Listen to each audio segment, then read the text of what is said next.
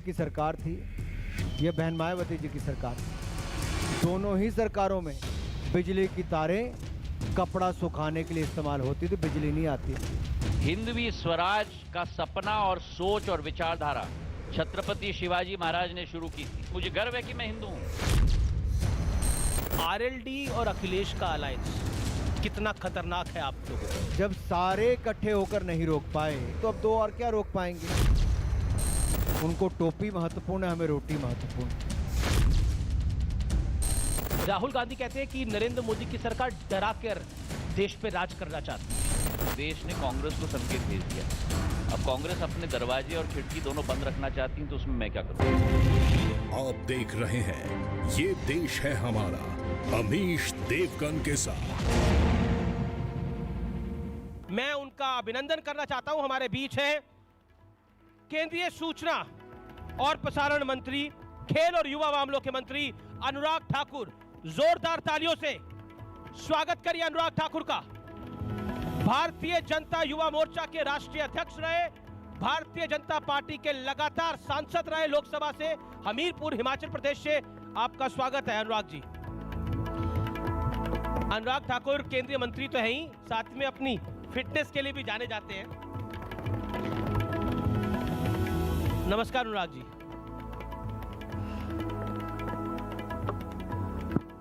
देखिए इस सेशन का नाम है अच्छे दिन आ चुके हैं। तो मैं ये पूछना चाह रहा हूं कि ये जो अच्छे दिन हैं ये किसके आए हैं? देश के, मेरे आपके, जनता के। कैसे? अगर आप कुल मिलाकर देखें, कोविड महामारी के समय जो देश और दुनिया के सामने चुनौती आई जी, जो नेतृत्व भी हमें माननीय प्रधानमंत्री जी ने दिया, सभी राज्यों से, सभी स्टेक होल्डर से बात करके, एक ऐसा समय जहां लगता था कि इसका उत्तर क्या होगा, इलाज क्या होगा, कोरोना से बाहर कैसे आएंगे। और मैंने तो वो समय देखा जब 24 मार्च के बाद पूरा देश एक तरह से बंद था, लेकिन माननीय प्रधानमंत्री जी और उनके सरकार के सदस्य जहां एक और कोविड रिलीफ पैकेज बना रहे थे, वहीं पर हम वैज्ञानिकों से बात करके भारत में कोविड वैक्सीन बना रहे थे। और ना केवल भारत ने वैक्सीन बनाई, 120 करोड़ के लगभग भारतीयों को वैक्सीन लगाने का काम भी हुआ है, तो हमारे भारत में हुआ है। लेकिन ये तमाम बातें आप कह रहे हैं, विपक्ष समझना नहीं चाहता या फिर आप समझाना नहीं चाहते? क्योंकि आरोप ये लगता है कि आपकी सरकार जो है वो अहंकार में चूर है। राहुल गांधी कहते हैं कि किसान आंदोलन की वजह से ये सरकार झुकी, क्योंकि इनको लग रहा था कि चुनाव ये हार रहे हैं, लेकिन आप समझाना नहीं चाहते किसी को। देखिए, अगर आपने माननीय प्रधानमंत्री जी का जीवन या राजनीतिक जीवन इतना लंबा समय देखा होगा, उनके लिए देश महत्व रखता है, चुनाव नहीं। निर्णय पहले भी किसानों के हित में किया गया था, और जब उन्होंने पूरी विशेष तौर पे बात अपने देश को संबोधित करते हुए कहा, तो उन्होंने कहा मैं देश के हित में निर्णय लेता। कहीं ना कहीं हर निर्णय उनका देश के हित में है और देश को आगे बढ़ाने के लिए है। और मैं एक बात बड़ी गंभीरता के साथ कहना चाहता हूं, विपक्ष किसी भी विषय पर चर्चा करे, हम 2014 से लेकर 2021 तक लगातार चर्चा करने के लिए तैयार थे, चर्चा करते रहें, आगे भी करते रहेंगे। बात यह है कि राहुल गांधी जी कभी पार्लियामेंट में नजर तो आए। आपने विपक्ष के 12 सांसदों को सस्पेंड कर दिया है। वो ये कहते हैं माई वे और हाईवे। देखिए, जिसने 11 तारीख का दृश्य देखा होगा राज्यसभा का, ना केवल इन माननीय राज्यसभा के सांसदों ने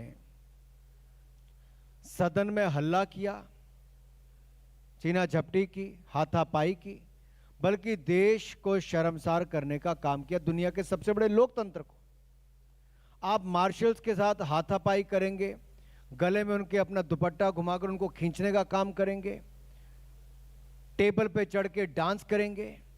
क्या संसद इसलिए बना है, चर्चा के लिए है कि टेबल डांस के लिए है? पर जिसने टेबल पे डांस किया बाजवा, उसको सस्पेंड नहीं किया गया? क्योंकि जब वो उन्होंने डांस किया तब हाउस एडजॉर्न हो चुका था। लेकिन उससे पहले जितने भी उससे पहले का काम हुआ है, कागज फाड़ के स्पीकर पर फेंकना, शीशा तोड़ा गया, फेंकना, शीशे तोड़ना, यहां तक कि टीवी को तोड़ने का काम करना। और जो आपके मार्शल्स हैं उनको गले से पकड़ना, गिरेबान से पकड़ना और कपड़ा डालकर उसको खींचने का काम भी लेडी ये मार्शल। अपने आप में मुझे लगता है वो आपको दिखाना चाहिए अपने टीवी पर कभी ना कभी।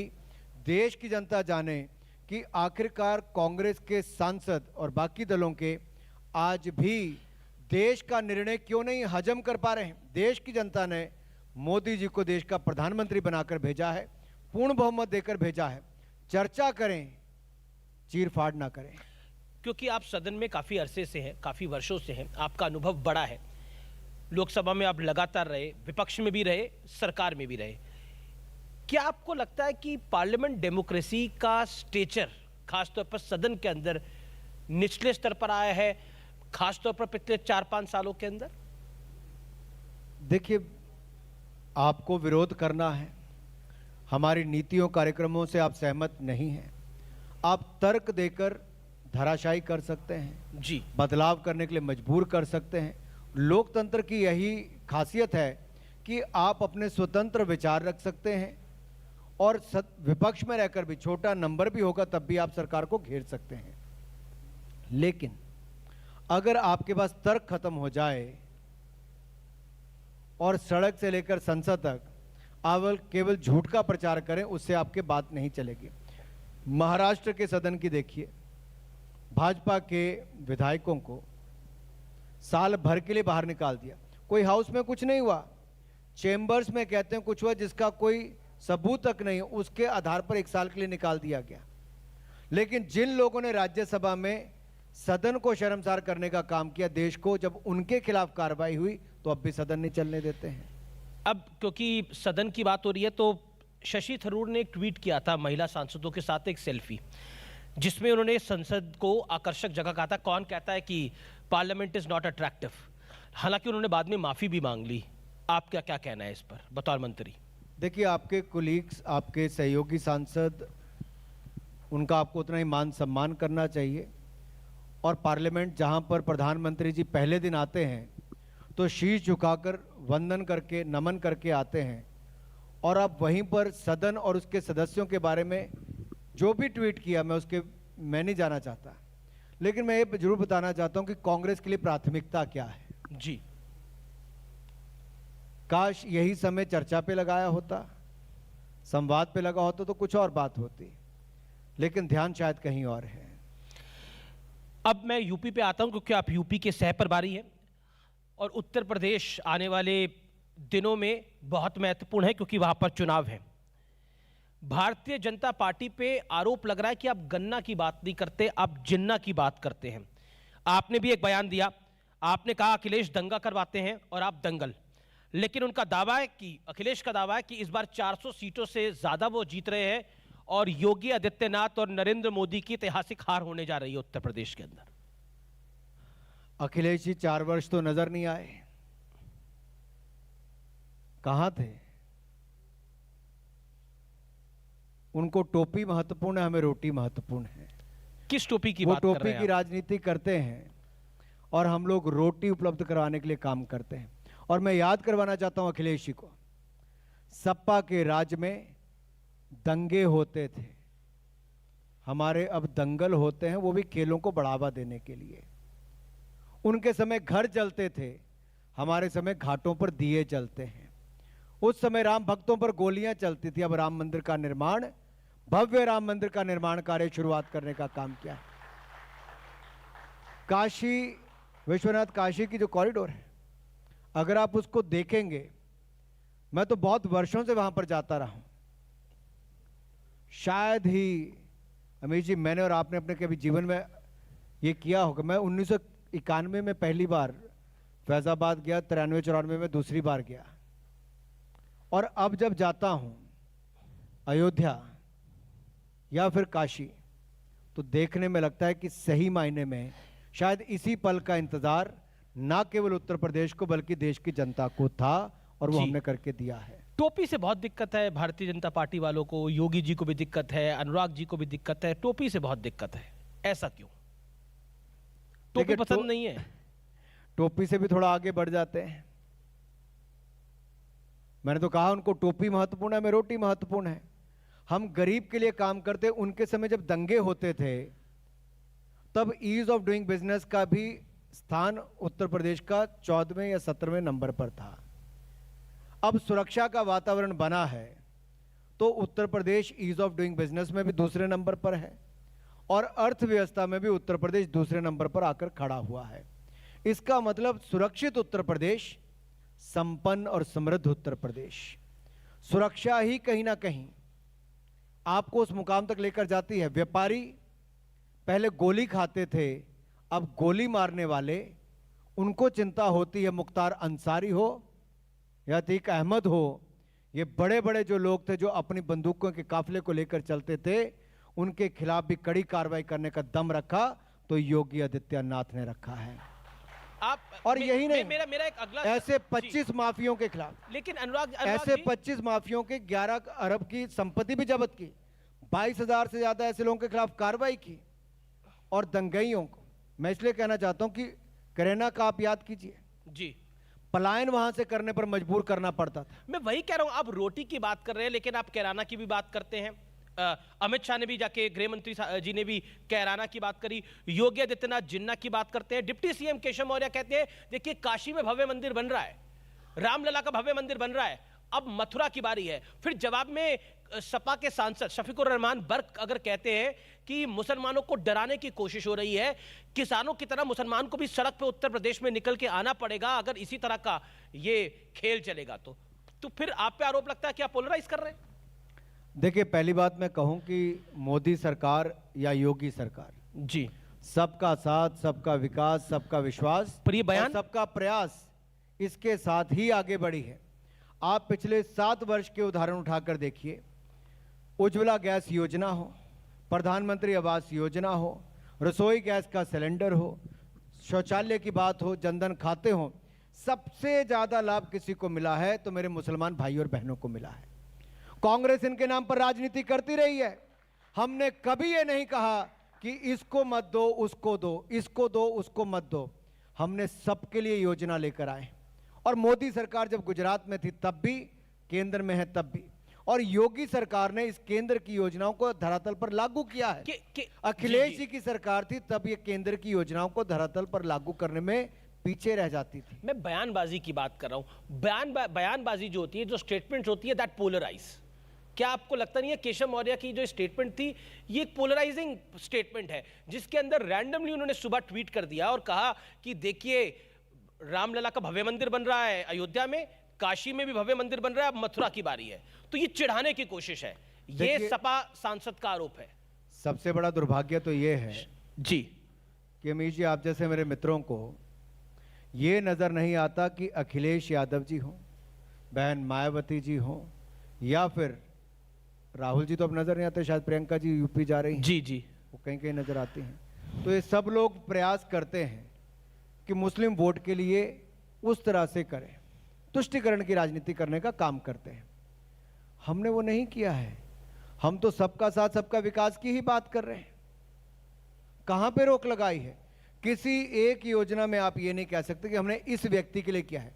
बहुत सारी सरकारों का मैं आपको देश में उदाहरण बता सकता हूं जहां पर महीने के पैसे भी वो इमाम को देते हैं, किसी और को देते हैं, उस तरह से योजनाएं लेकर आते हैं। हम वो काम नहीं करते हैं। हमारा काम है विकास करवाना, विकास करवाना और विकास करवाना। और इसीलिए उत्तर प्रदेश विकास की राह पर आज देश की दूसरे नंबर की अर्थव्यवस्था बनकर खड़ा हुआ। आप कहते हैं कि आप विकास की बात करते हैं और जो दूसरे दल है वो तुष्टिकरण की बात करते हैं, लेकिन बीजेपी के नेता रैलियों में स्टेटमेंट देते हैं कि अगर योगी आ रहा तो प्रदेश का हिंदू हार जाएगा, तो फिर उस लाइन को कैसे देखा जाएगा? देखिए, मैं एक बात बड़ी स्पष्ट करना चाहता हूं। व्यापारी हो, कर्मचारी हो, महिला हो, मजदूर हो, नौजवान हो, किसान हो, जवान हो, जी, हर कोई अपने आप को सुरक्षित महसूस करता है जब एक ऐसा काबिल व्यक्ति कुर्सी पर होता है जो दंगइयों के खिलाफ भी कार्रवाई करता है, मुकदमे दर्ज करता है, जेलों में भी डालता है और एक ऐसा वातावरण खड़ा करता है कि आज उत्तर प्रदेश में रात के 12-1 बजे भी कोई बेटी सड़क पर चल सकती है, अपनी स्कूटी से भी चल सकती है, अपनी साइकिल से भी चल सकती है, तो योगी आदित्यनाथ की सरकार के काम पे चल सकती है। चलिए अब थोड़े अर्थमेटिक की बात कर लेते हैं। हालांकि भारतीय जनता पार्टी का काफ़ी समय से स्टांस है कि आप जो एनालिसिस करते हैं वो एक फॉर्मूला होता है और ये जो फॉर्मूले होते हैं ये केमिस्ट्री के फॉर्मूले होते हैं, तो एक्सप्लोजन भी हो जाता है। लेकिन एक सवाल, क्योंकि अखिलेश यादव का वोट बैंक यानी समाजवादी पार्टी का वोट बैंक मुलायम सिंह यादव जी के समय से MY समीकरण है, मायावती का DM समीकरण है, दलित मुसलमान समीकरण। ब्राह्मण का वोट पड़ा तो मायावती की सरकार आ गई, ब्राह्मण और ठाकुर का वोट थोड़ा शिफ्ट हुआ तो अखिलेश यादव की सरकार आ गई। लेकिन इस बार माना जा रहा है कि अखिलेश यादव को ब्राह्मण वोट मिल सकता है। अनुराग ठाकुर, जवाब। 2014 हो, 2017 हो, 2019 हो, तीनों का ही अगर आप आंकलन करके देखेंगे तो लोगों ने जाति धर्म इससे ऊपर उठकर वोट किया है। वोट किया है प्रदेश को बचाने के लिए, प्रदेश को आगे बढ़ाने के लिए। लोगों ने वोट किया है कि ईमानदार सरकार चुनने के लिए, एक दमदार नेता को प्रदेश का मुख्यमंत्री बनाने के लिए। आज 5 वर्षों के बाद मैं चौपाल में, न्यूज़ इंडिया की इस चौपाल में मैं कह सकता हूं, अगर सोच ईमानदार और काम दमदार किसी ने करके दिखाया है तो योगी आदित्यनाथ ने करके दिखाया है। और इसमें किसी को कोई दो राय नहीं होनी चाहिए, कोई दो राय नहीं होनी चाहिए। क्या इस बार ये व्यक्ति नहीं कह सकता कि मेरे खिलाफ जाति या धर्म को देखकर मेरे खिलाफ कार्रवाई की हो। अगर उसके कारनामे ऐसे हैं जिसके कारण कानूनी कार्रवाई होनी चाहिए, तो न उसकी जाति देखी गई, ना धर्म देखा गया, केवल उसके कुकर्मों के खिलाफ, उसके खिलाफ कड़ी कार्रवाई करने का काम किया गया है। देखिए अनुराग जी, एक आरोप जो सरकार पर बार बार लगता है कि सरकार किसी की सुनना नहीं चाहती। प्रियंका गांधी वाड्रा यूपी में है, वो कहती हैं कि हमको टारगेट इसलिए कर रही है योगी आदित्यनाथ की सरकार या फिर बीजेपी की सरकार क्योंकि न सपा न बसपा असली विपक्ष हमें, इसलिए हमें जेल में भी बंद कर दिया जाता है, हमारे नेताओं के खिलाफ कार्रवाई भी होती है क्योंकि आपने सेंसरशिप लगा रखी है हर जगह। देखिए, देश में कानून है, किसी को लगता है किसी ने अन्याय किया तो कोर्ट जाएं, कोर्ट उसमें कार्रवाई करेगा।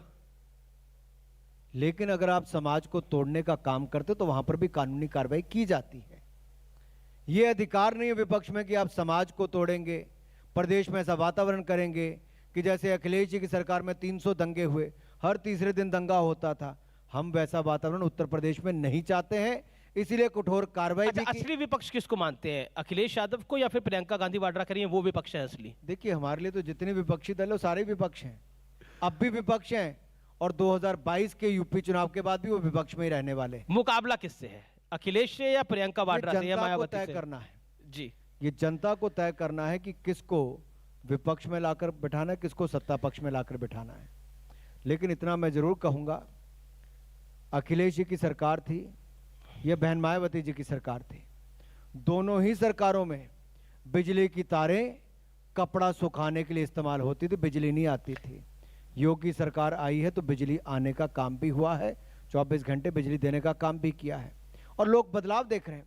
किसानों की आपने बात की, क्योंकि चौपाल पे बैठा हूं, गन्ना किसान प्रदर्शन कर नहीं सकते थे, हमारी सरकार में नहीं हुआ क्योंकि हमने पेमेंट की गन्ना किसानों की, और समय समय पर दाम बढ़ाने का काम भी और पेमेंट करने का काम किया, तो योगी सरकार। अच्छा, एक सवाल ये कि पिछली बार यूपी के 2 लड़के थे, राहुल गांधी और अखिलेश यादव।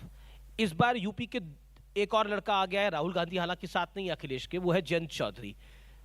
वेस्टर्न यूपी में आपको झटका लग सकता है, और किसान आंदोलन में आपने कानून तो वापसी कर लिया लेकिन वो मान नहीं रहे हैं, क्या कहते हैं आप? मुझे दुख इस बात का भी है अमीश जी, मैं आपके ही चैनल पर कहना चाहता हूं, एक चैनल ने पिछले 6 महीने में, 10 महीने में, साल भर में यह नहीं दिखाया कि ये जो लोग विरोध करते हैं राजनीतिक दल के, कभी किसी ने दिग्विजय जी की सरकार का खाता निकालकर देखा कि इनकी सरकार में किसानों के खिलाफ गोली चलाकर कितने किसानों की मृत्यु हुई थी? निकाला किसी ने? किसी एक चैनल ने आपको दिखाया? शरद पवार जी की सरकार में कैसे गोलियां चली थी किसानों के ऊपर, चलाया किसी ने? दिखाया? कांग्रेस की सरकार के समय कैसे गोलियां चली, कैसे किसान मारे गए? मैं पूरे हक और जिम्मेदारी के साथ आज चौपाल पर कहता हूं, आंदोलन तो आपकी मोदी सरकार में एक भी किसान के ऊपर ना गोली चली है, ना किसी किसान की मृत्यु हुई है उसके कारण। ये हम जोर शोर से कहना चाहते हैं। आंदोलन तो आपकी सरकार में इतना बड़ा आंदोलन हो गया, आप दबाव में आ गए, आपको कानून वापस करने पड़ गए। देखिए, बात यह है, लोकतंत्र में हर किसी को अपनी बात रखने का हक है, लेकिन मान तब भी नहीं रहे, और उनको तब भी अपना जो भी उनको विरोध करना था वो करने का हक है। सरकार का काम है चर्चा करके उसके ऊपर निर्णय करना। हमने 11 राउंड चर्चा की किसान नेताओं के साथ, सबको बुलाया, खुले मन के साथ बात रखी, समझाने का प्रयास किया, नहीं समझे जी। तो हमने देश हित में निर्णय किया है। पर सरकार ने अपनी भूमिका किसानों के हित में अच्छे कानून लाने की पूरे देश भर के किसान उससे खुश थे। अगर एक राज्य में या 1.5 राज्य में आप कह लें कि कुछ किसानों को दिक्कत थी, तो फिर तो सीए वालों तो को लगेगा कि हम भी शाहीन बाग जाम कर लेंगे, हम सीए भी वापस हो जाना चाहिए। 370 में महबूबा मुफ्ती और फारूक अब्दुल्ला, उमर अब्दुल्ला सड़कें दिल्ली की जाम कर देंगे, उनको लगेगा 370 भी वापस हो जानी चाहिए। क्या करिएगा? ऐसा होता नहीं है और ऐसा होगा भी नहीं। 370-35 से सदा के लिए जम्मू कश्मीर से जा चुका है। जम्मू कश्मीर भारत का अभिन्न अंग है और रहेगा, इस बात का मैं आपको विश्वास दिलाना चाहता हूं। और ये भी कहना चाहता हूं, ये जो छटपटाहट आपको अभी देखने को मिलती है कि कोई बीच बीच में एक घटना होती कि किसी को कोने में ले जाके मार देते हैं, पीछे छिपके मारते हैं, ये बौखलाहट है उन लोगों की जो जम्मू कश्मीर में शांति को नहीं देख पा रहे, जो जम्मू कश्मीर का विकास होता हुआ नहीं देख पा रहे, जो ये नहीं देख पा रहे कि आखिरकार जम्मू कश्मीर के लोगों ने स्वागत किया है एक तरह से कि यहाँ पर 370-35 से जाने के बाद यहाँ पे बल मिला। कश्मीर की बात करते हैं, मैं आपको फ्लैशबैक में लेके चलना चाहता हूँ। आप युवा मोर्चा के राष्ट्रीय अध्यक्ष थे और आपने तिरंगा यात्रा निकाली थी जिसमें स्वर्गीय अरुण जेटली जी और स्वर्गीय सुषमा जी भी शामिल हुए थे, आई स्टिल रिमेंबर। और वहां पर एक नारा लगता था, जहां हुए कुर्बान मुखर्जी वो कश्मीर हमारा है, जो कश्मीर हमारा है वो सारे का सारा है। तो 370 हट गया क्या? इसके आगे एक और भी था जी, दूध मांगोगे तो खीर देंगे, कश्मीर मांगोगे तो चीर देंगे। नहीं पर तो ये भी आता था और इसलिए आता था हमेशा, ये क्यों हुआ? तो पीओके पे मेरा सवाल है। 2010 में मैं सांसद भी था जी। कश्मीर में पथराव की घटनाएं थी, 2500 के लगभग सैनिक घायल हो गए। संसद में कोई चर्चा ही नहीं होती थी, बोलने नहीं दिया जाता था। मैंने सभी सांसदों से बात की कि हमारे सैनिक घायल हो रहे हैं, हमारे लोग मर रहे हैं जी, आखिरकार क्यों? और यूपीए की सरकार कश्मीर को ज्यादा स्वायत्तता देने की बात करती थी जी। AFSPA को वापस, armed forces special protection act, इसको वापस करने की बात करती थी। हमारे फौजियों के ऊपर, सेना के ऊपर मुकदमे करने की बात होती थी। मैंने उसके खिलाफ प्रदर्शन किया। पहले इंडिया फर्स्ट प्रोग्राम चलाया पूरे देश भर में, फिर कलकत्ता से कश्मीर की यात्रा की, डॉक्टर श्यामा प्रसाद मुखर्जी के जन्म स्थली से उनकी बलिदान स्थली लाल चौक पे जगह हमने तिरंगा फहराना था, तो उससे पहले फारूक अब्दुल्ला जी के बेटे उमर अब्दुल्ला जी की सरकार में वहां पर पूरा रोक लगा दी गई, अंदर घुसने नहीं दिया गया। लेकिन हम तब भी गए, हमारे युवाओं ने तिरंगा भी फहराया और जो हमने संकल्प तब लिया था मोदी सरकार में कर दिखाया 2019 में। 370-35 से सदा के लिए बाहर कर दिया गया है। पीओके पर आपका क्या कहना है? पीओके पर आपका क्या कहना है? पीओके पर, पाक ऑक्युपाइड कश्मीर पर केवल अनुराग ठाकुर या अमीश देवगन जी का नहीं, पूरे देश का भी मानना है और पार्लियामेंट के दोनों हाउसेज ने ये यूनानिमसली रेजोल्यूशन पास किया है कि पाक ऑक्युपाइड कश्मीर भारत का ही हिस्सा है और भारत का हिस्सा ही पूरा बनकर रहेगा। जी, क्योंकि बिल्कुल आखिरी क्षण है और मैं ये बड़ा और उस पर नाजायज कब्जा पाकिस्तान ने किया हुआ है। भारत और पाकिस्तान का एक क्रिकेट मैच हुआ जिसमें ग्राउंड पे नमाज पढ़ी गई और उसके बाद वहां के मंत्री ने बोला ये इस्लाम की जीत है। आप खेल मंत्री भी हैं, क्या कहना चाहते हैं इस विषय पर? दुर्भाग्यपूर्ण है क्योंकि खेल, अगर मैं अपने देश में देखता हूं, जब मैं खुद भी खेलता था या BCCI का अध्यक्ष रहा, हम कभी ये नहीं देखते किस जाति धर्म से किसको सिलेक्ट किया गया जी। और जब टीम में भी 15 खिलाड़ी आते हैं वो कभी ये नहीं देखते कि वो किस जाति धर्म किस इलाके से आया है। पर हिंदुस्तान में भी पटाखे चले कई जगह। वो सब एक टीम के रूप में खेलते हैं जी। और कुछ लोग अगर देश में इसको धर्म के नाम पर बांटने की बात करते हैं, पाकिस्तान का समर्थन करते हैं, तो उनके खिलाफ कड़ी कार्रवाई हुई है और आगे भी होनी चाहिए। ये मानसिकता यहां पर नहीं पनपनी चाहिए। यूपी पर मेरा एक आपसे सवाल रहेगा, RLD और अखिलेश का अलायंस कितना खतरनाक है आप लोगों के लिए? 2017-2019 दो चुनाव ऐसे हुए जी जब महागठबंधन बना। हर राजनीतिक दल उत्तर प्रदेश से लेकर देश भर में बहुत सारे स्थानों पर सभी पार्टियां इकट्ठी हो गई मोदी जी को रोकने के लिए।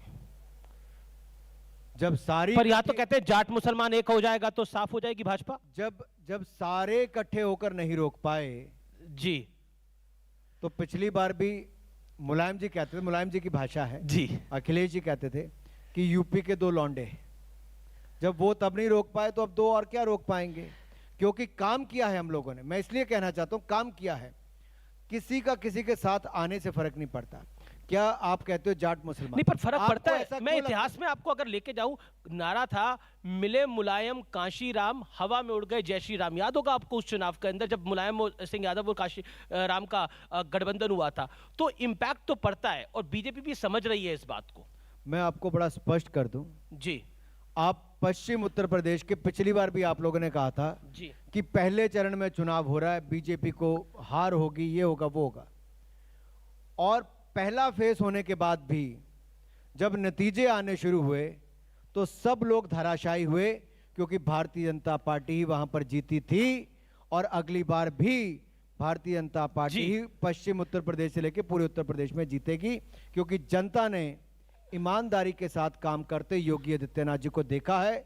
और मोदी जी ने जिस तरह से उत्तर प्रदेश का विकास किया, जी, एक के बाद दूसरा एयरपोर्ट बनाना, जी एक सर, के बाद दूसरा सुपर हाईवे बनाना, गरीबों को पक्के मकान, शौचालय से बिजली से लेकर अन्य योजना के माध्यम से 15 महीनों तक मुफ्त में गेहूं चावल देने का काम किया, तो मोदी और योगी सरकार ने किया है। एक सवाल मैं जरूर पूछूंगा आपसे, क्योंकि आप आईएनबी मिनिस्टर है।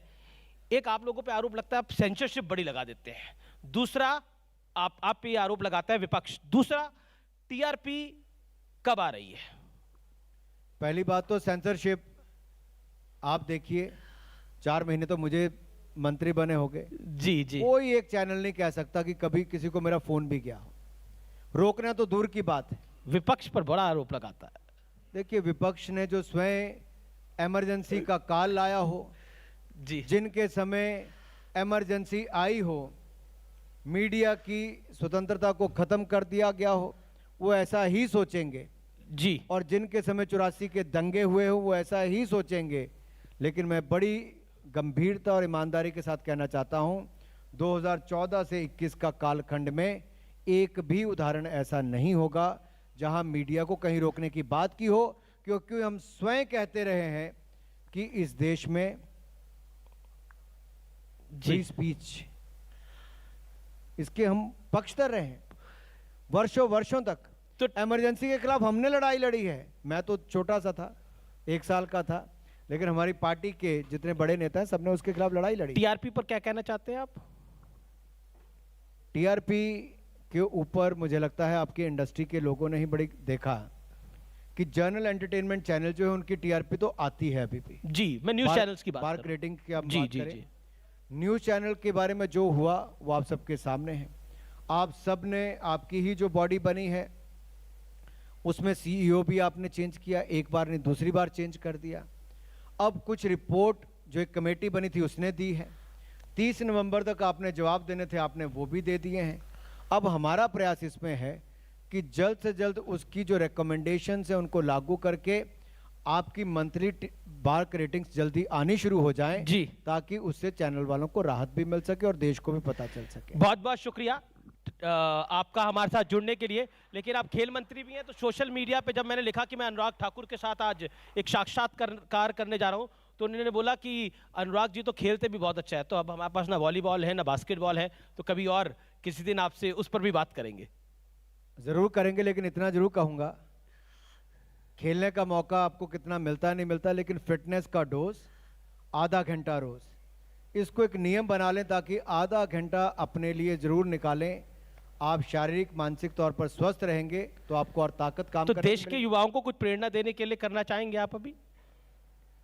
वो रोज करना होता, आज का आधा घंटा पूरा हो गया। जी, चलिए बहुत बहुत शुक्रिया आपका हमारे साथ जुड़ने के लिए। थैंक यू, बहुत बहुत धन्यवाद अमीश जी। राहुल गांधी कहते हैं कि नरेंद्र मोदी की सरकार डरा कर देश पे राज करना चाहती है। देश ने कांग्रेस को संकेत भेज दिया।